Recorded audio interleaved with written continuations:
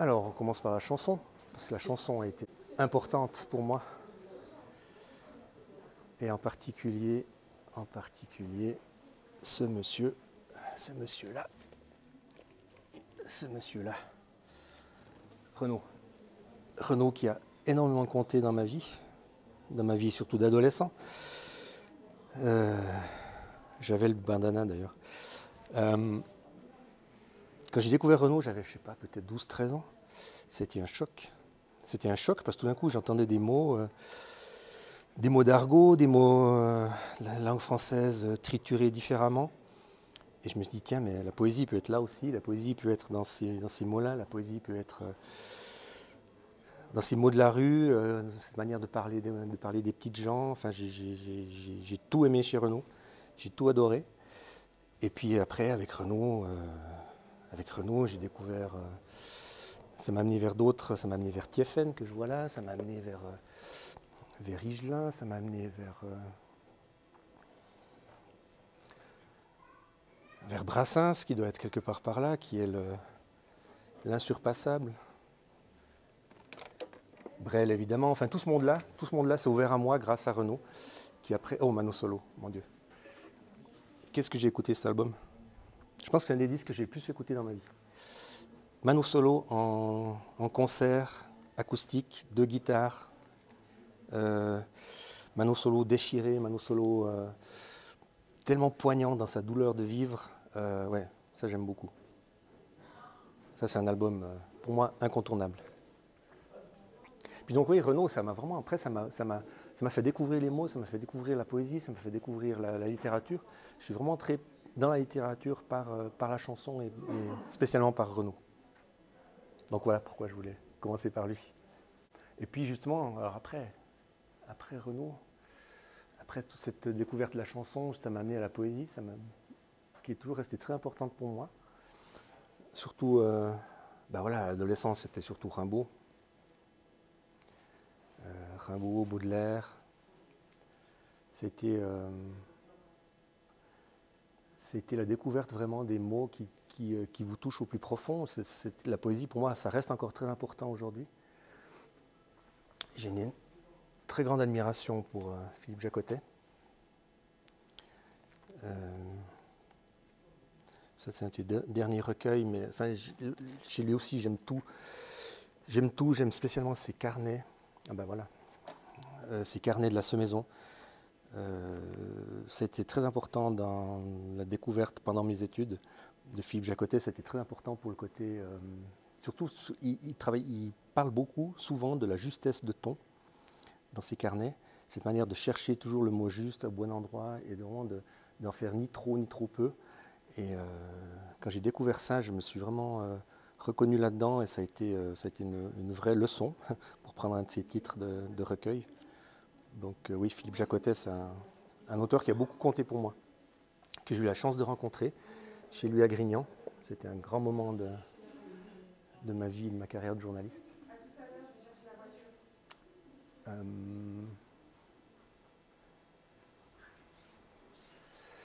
Lui aussi, Eugène Guillevic, que j'ai jamais rencontré par contre, mais qui est aussi un poète que j'aime beaucoup, par sa manière de parler des choses toutes simples, sa manière de parler en quelques mots, proches du haïku comme ça, des poèmes très brefs, mais qui ont une puissance extraordinaire. J'aime beaucoup Guillevic. Et ce livre-là, qui sont des entretiens, est absolument passionnant, parce que sa manière de parler de la poésie et de sa vie de poète est aussi assez fascinante. Voilà quelqu'un que j'admire beaucoup aussi, Cavana. Ah, les deux sont super. Les Rital, c'est un super roman. Cavana, je l'ai beaucoup aimé comme fondateur d'Harakiri, Charlie Hebdo. Enfin, j'adorais lire ses chroniques dans Charlie Hebdo. C'est un personnage pour qui j'ai une immense tendresse.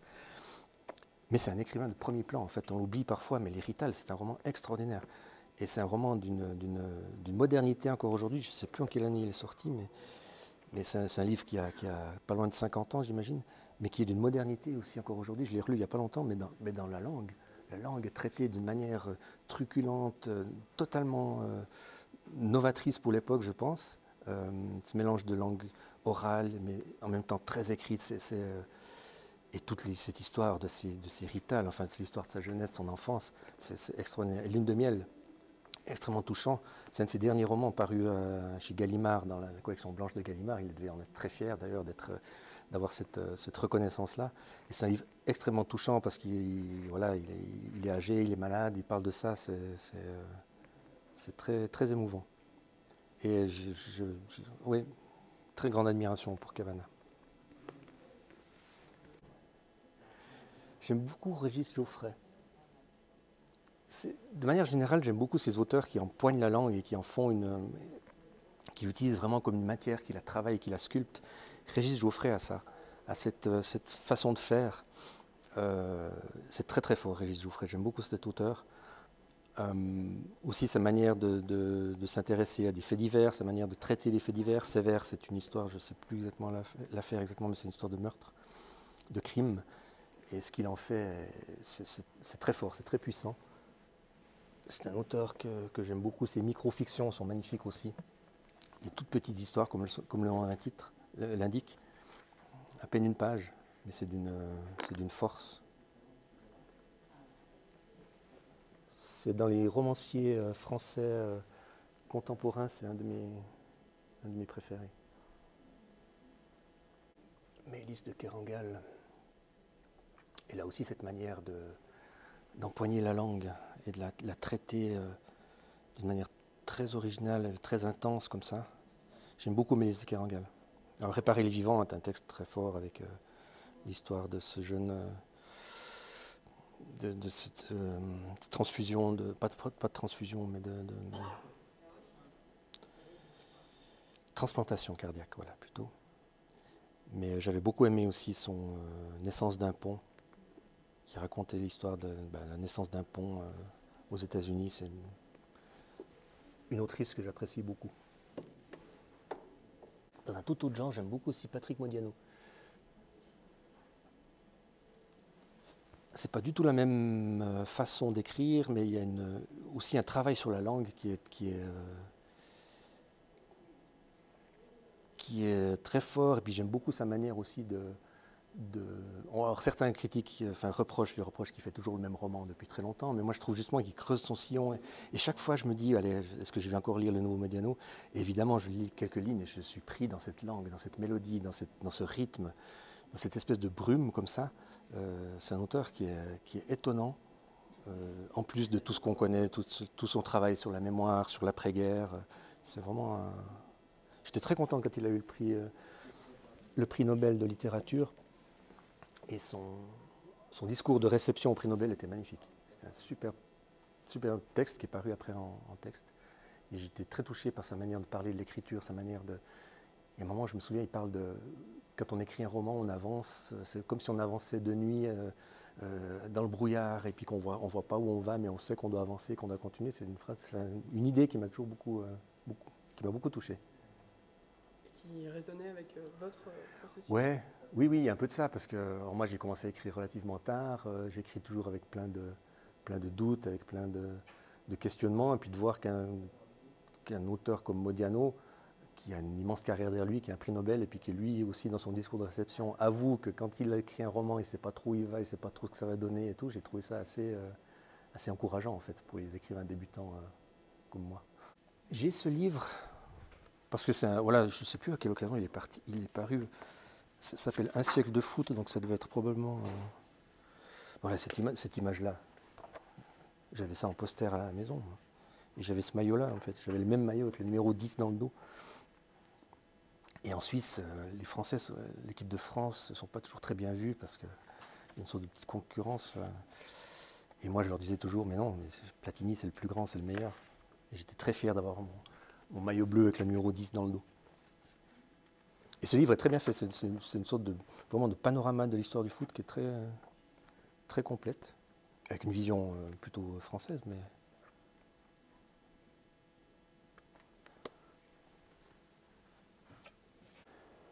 Oui, et puis alors, je tombe, c'est celui qui me fait un clin d'œil, mais parmi les grands classiques, les grands maîtres, La peinture, je pense que Caravage, c'est celui qui me touche le plus. Alors, à la fois, ben là c'est une biographie que je ne connais pas d'ailleurs, à la fois par sa vie, son parcours de vie qui est absolument dingue, et par son œuvre. Je trouve que c'est une œuvre d'une puissance assez dingue, assez folle. C'est par son traitement du clair-obscur et par sa manière aussi d'utiliser des gens du peuple pour reprendre dans ses tableaux. On sent qu'il a un attachement pour les gens, pour les petites gens, pour les gens de la rue. Ça, c'est pas des personnages de la Bible, c'est des personnages de la rue, quoi. Et c'est vraiment quelqu'un que j'aime beaucoup.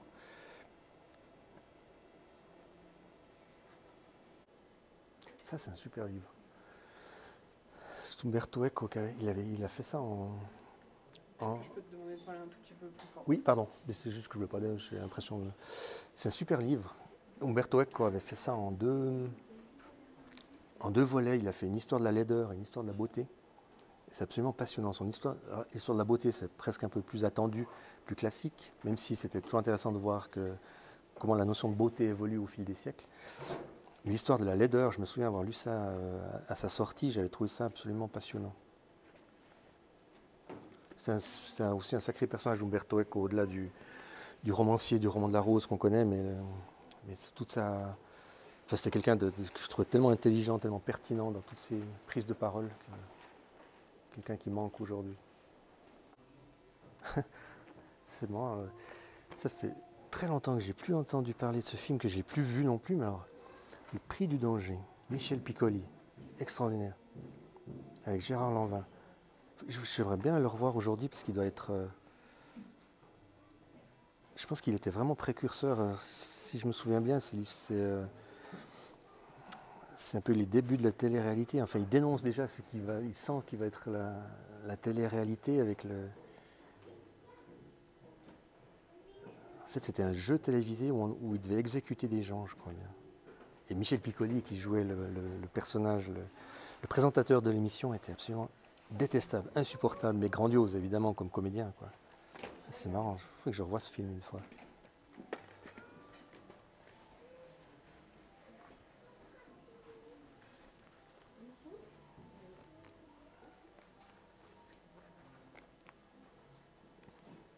J'ai toujours beaucoup aimé Stanley Kubrick. C'était un des cinéastes qui a beaucoup compté dans ma... Je ne suis pas un cinéphile connaisseur de tous les classiques et de toute l'histoire du cinéma, mais Kubrick, c'est quelqu'un que j'aime beaucoup. J'ai vu tous ses films à de nombreuses reprises.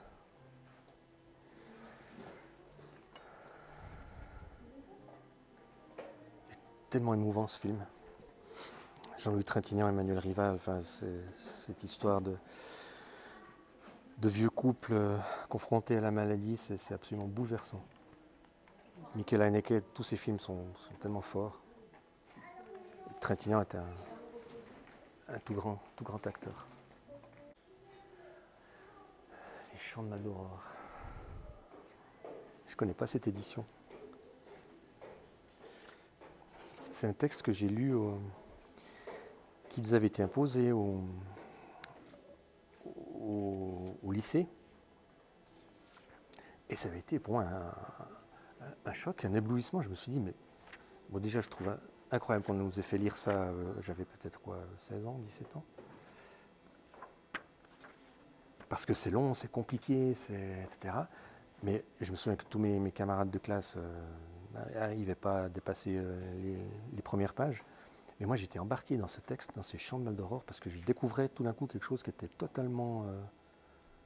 quelque chose que j'avais jamais lu. J'avais jamais lu ça ailleurs. J'avais trouvé ça extraordinaire de folie, de violence. Et puis Thieffen en parlait dans une chanson. Ils ont cru s'enivrer des Chants de Maldoror. Je ne savais pas de quoi il parlait jusqu'à ce que je découvre le livre en question. Et ouais, les Chants de Maldoror, c'était de Vautray-Amont, ça a été une sacrée découverte. Je te salue, vieil océan. Je me souviens d'avoir lu ce passage, je ne sais pas combien de fois. Je te salue, vieil océan.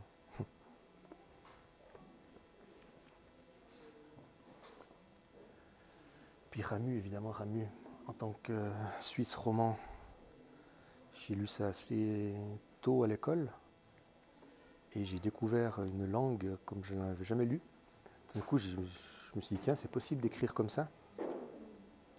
On a le droit d'écrire dans une langue qui n'est pas forcément académique, codifiée. On a le droit de mélanger la langue orale, parler, de triturer la langue.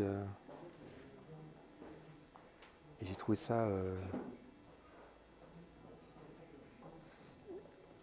il y a à la fois une simplicité par sa manière de parler de la terre, de parler des montagnes, de parler des gens d'ici, et une langue qui a l'air comme ça